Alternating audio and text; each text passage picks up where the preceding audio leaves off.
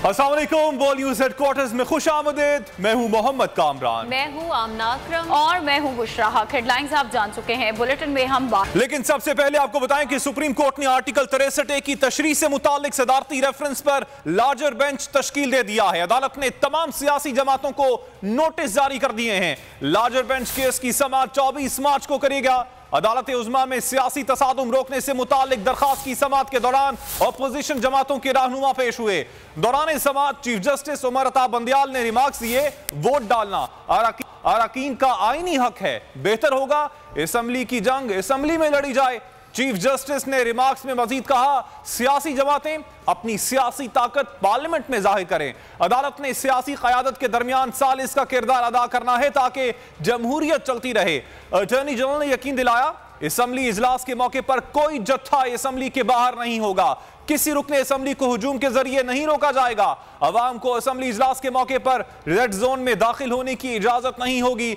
Attorney general ने कहा कि सिंध हाउस पर हमले का किसी सूरत दिफा नहीं कर सकता।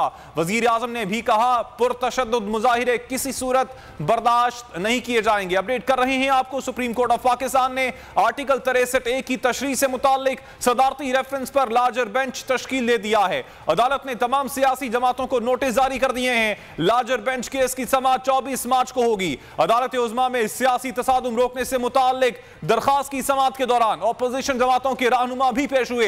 दौरान समाअत चीफ जस्टिस उमर अता बंदियाल ने रिमार्क्स दिए कि वोट डालना अरकान का आईनी हक है, बेहतर होगा असम्बली की जंग असम्बली में ही लड़ी जाए। अफजल जावेद से इस हवाले से मजीद तफसीलात लेते हैं। अफजल, इस हवाले से मजीद क्या तफसीलात हैं आपके पास? हाँ जी, देखिए, सुप्रीम कोर्ट ऑफ पाकिस्तान ने जो प्रेसिडेंशियल रेफरेंस पार्टी हुकूमत की जानिब से दायर किया था और उस पर जो है लार्जर बेंच जो है तश्कील देने का फैसला किया और इस जाती रेफरेंस के ऊपर जो बाकायदा समाअत है वो 25 मार्च के लिए जो है मुकर्रर कर दी गई। और आज जो इस समाअत हुई तो इस समाअत में चीफ जस्टिस ऑफ पाकिस्तान ने किए हैं अहम जो रिमार्क है, क्योंकि कहना था कि अदालत चाहती है कि जो सिस्टम है वो डिरेलना और जमहूरियत को सपोर्ट करना चाहिए, मुल्क में जमहूरियत चलनी चाहिए। अदालत जो है न्यूट्रल रहकर अपना किरदार अदा करना चाहते हैं। 25 मार्च तक की जो है आप पार्टी कायदीन जो है महिला आवाज जो है सुप्रीम कोर्ट ऑफ पाकिस्तान वापसी के लिए जो है जा रहे हैं। अब से कुछ देर के बाद मुस्लिम लीग नून के सदर मियां शहबाज शरीफ और बिलावल भुट्टो जरदारी जो है वो सुप्रीम कोर्ट की बिल्डिंग से बाहर आ चुके हैं और अमकान है कि वो इन तमाम मामलों पर जो है मीडिया से गुफ्तगू करेंगे। ठीक, अफजल, आपने अपडेट किया इस हवाले से, आपका शुक्रिया। देंगे वजीर आजम इमरान खान की जेर सदारत पार्टी रहनुमाओं का इजलास। वजीर आजम का इदारों अफसरान के खिलाफ सोशल मीडिया पर चलने वाली मुहिम का नोटिस। PTI की तस्वीर लगाकर सोशल मीडिया मुहिम चलाने वालों की शनाख्त कर ली गई है। वजीर आजम को ऐसा बताया गया है। मजीद तफसीलात क्या है, ब्यूरो चीफ गुलाम मुर्तजा से जानेंगे। जी गुलाम मुर्तजा, बताइएगा।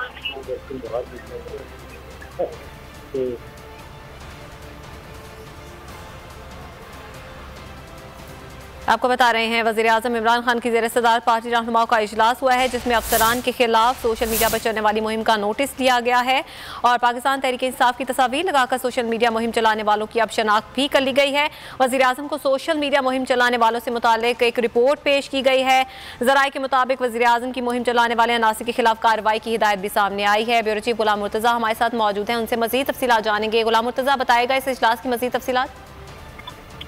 जी बिल्कुल, वज़ीर आज़म इमरान खान की ज़रिए ये अहम पार्टी रहनुमाओं का इजलास हुआ है। इस इजलास में मुख्तलिफ अदारों और अफसरान के खिलाफ सोशल मीडिया मुहिम चलने के हवाले से जो नोटिस है वो लिया गया है। वज़ीर आज़म को बताया गया है कि कुछ ऐसी IDs हैं जो वज़ीर आज़म के नाम से और मुख्तलिफ जो अदारों के लोग हैं उनके नाम से इस तरह की तस्वीर चला रहे हैं। सोशल मीडिया मुहिम चलाने वालों की शनाख्त भी कर ली गई है। वज़ीर आज़म को ये भी बताया गया है कि ऐसे लोगों के खिलाफ हमें जो कार्रवाई है वो फौरी तौर पर करनी चाहिए। वज़ीर आज़म ने सही हुकाम को हिदायत की है कि वो सोशल मीडिया मुहिम चलाने वालों के खिलाफ कार्रवाई करें और जबकि इस मुहिम चलाने वाले जो अनासर हैं उनको भी उनको आवाम तक पहुँचाया जाए, बताया जाए कि कौन लोग हैं जो वज़ीर आज़म और दीगर अदारों के खिलाफ इस तरह की कार्रवाई जो है वो सोशल मीडिया पर कर रहे हैं। ठीक है, ऐसे तमाम अफराद के खिलाफ कार्रवाई की जाएगी। बहुत शुक्रिया गुलाम मुर्तज़ा आपका। और रेड जोन में ना हुकूमत जलसा करेगी ना ही अपोजिशन। इस्लामाबाद इंतजामिया ने दोनों को पावर शो से मना कर दिया। जराये के मुताबिक हुकूमत को परेड ग्राउंड और अपोजिशन को एश नाइट पार्क में जलसा करने की तजवीज़ दे दी गई।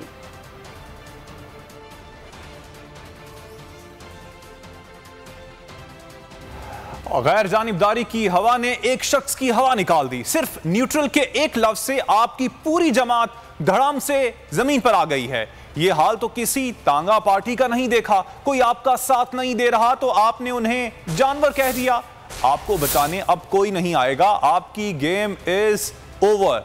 मरियम नवाज ने हुकूमत पर चढ़ाई कर दी। कहा इमरान खान से 10 बंदे पूरे नहीं हो रहे, 10 लाख लोगों को निकालने चले हैं। क्या चाहते हैं कोई आपकी गिनती पूरी करके दे? जो अरकान आपके वजीर आजम होते हुए छोड़कर जा रहे हैं, उन्हें खरीदने की क्या जरूरत?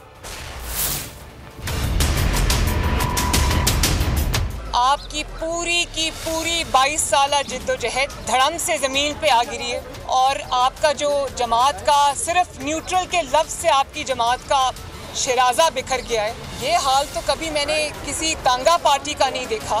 भाई 10 बंदे तो आपसे अपने पूरे नहीं हो रहे।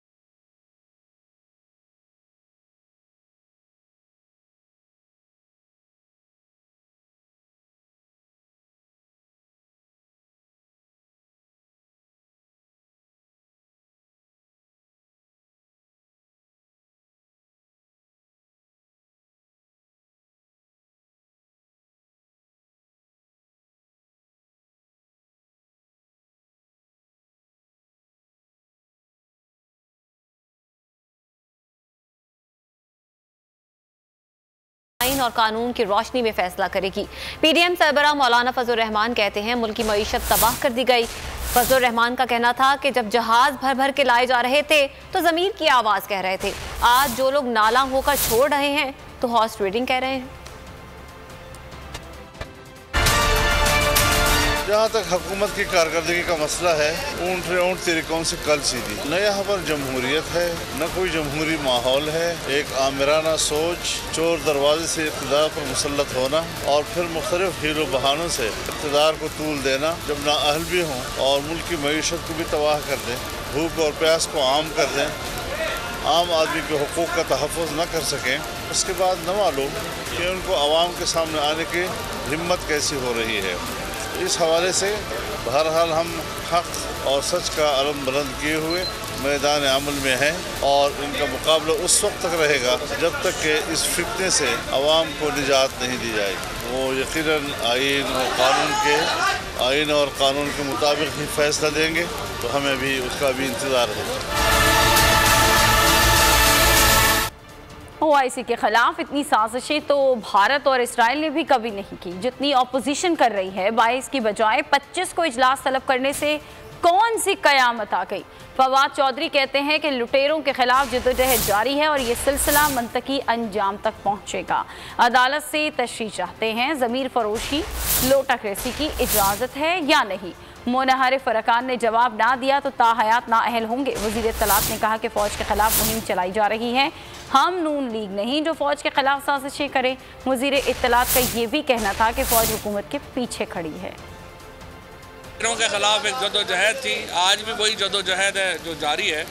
इंशाअल्लाह ताला ये जो सिलसिला शुरू हुआ है ये मंतकी इंजाम तक जो है वो पहुँचेगा। पाकिस्तान के आइन के तहत ज़मीर फरोशी की इजाज़त है या नहीं है, पाकिस्तान के आइन के तहत लोटाक्रेसी की इजाज़त है या नहीं है, पाकिस्तान के आइन के तहत वोट बेचने की इजाज़त है या नहीं है। ये मैं आपको आम आदमी की अल्फाज ज़बान में बता रहा हूँ कि हम पूछ क्या रहे हैं सुप्रीम कोर्ट से, और उनके जो भी जवाबात आएंगे वो उसके सामने इंशाल्लाह गोशगुजार करेंगे। हमें पहले दिन से पता था कि यहाँ साजिशें होंगी, हमें पहले दिन से पता था कि यहाँ पर इतने बड़े जो डाकू हैं उनको रूट आउट करना, उनको उखाड़ना एक चैलेंज है। इनको भी हम इंशाल्लाह ताला इंजाम तक पहुँचा के दम लेंगे। अगर 22 तारीख को इजलास नहीं हुआ तो 25 को हो रहा है। 3 दिनों में कौन सी आपकी क़यामत आ गई है? मुझे आप बताइए, जितनी OIC के ख़िलाफ़ इस अपोजिशन ने कैंपेन की है, इतनी तो इंडिया और इसराइल ने मिलकर कैंपेन नहीं की है। ये इनका ख्याल है कि फौज में और पीटीआई में तफरका डालेंगे। हम नून लीग नहीं है। सब्सक्राइब करें और बेल दबाएं ताकि कोई खबर रह न जाए।